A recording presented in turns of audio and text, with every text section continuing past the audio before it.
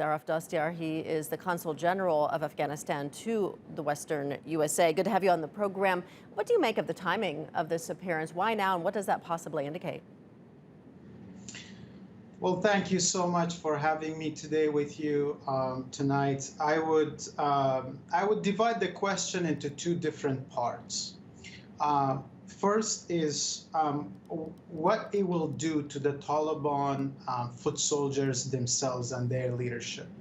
And I'm not going to answer this part of the question. There has been research done on this topic, and the gist of it is that it will probably not do much of a help. But on the second part of the question, what will this appearance, ceremonial appearance, do to the Afghan people? What is it that the Afghan people need, and how this will help them? And let me be clear that titles of honor mean too little when there's so much devastation, when there's so many problems facing in Afghanistan. Instead of ceremonies and glorified celebrations, what the Afghan people need is food at their tables. What they need is education. What the people of Afghanistan need is for the women to be able to go to work, for them to be able to protest freely on the streets of Afghanistan like they did before. And unfortunately, glorified celebrations can hardly achieve any of these priorities, any of these needs that the Afghan people need. And so I would urge that those in charge, instead of such ceremonies, pay attention to what the people of Afghanistan really need right now. But what kind of role or influence does he likely have in the Taliban leadership in Afghanistan? As I said, his role is ceremonial, it's spiritual, and it's not going to help the people of Afghanistan. We're facing a harsh winter right now, and the people need their rooms to be warm. The people need jobs right now. And there are a range of problems, both domestically, regionally, and internationally, that those in charge must pay attention to.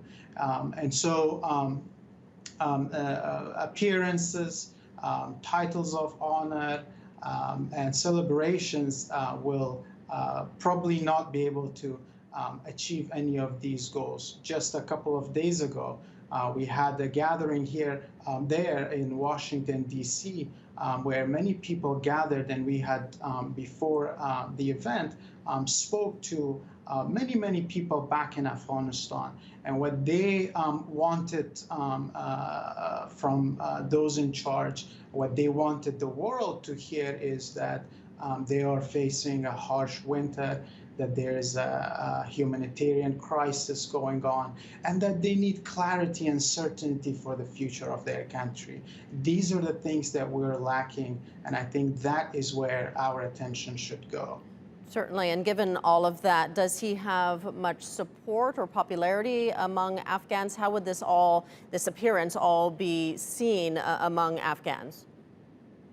Absolutely. That's a crucial question. And leadership and those who claim to provide leadership to the people of Afghanistan, if they are able to address the essential needs of the population, will surely gain popularity, will surely gain support. Unfortunately, at this moment, the people are going through a lot of grief.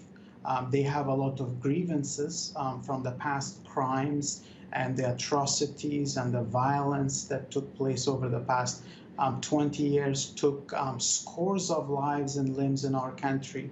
And so, in addition to all of that, there's all of these other needs that I listed earlier.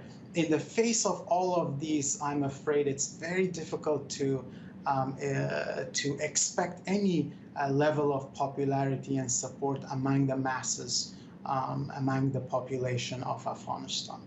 All right, we'll leave it there. Aref Dostyar joining us from Los Angeles. Thank you.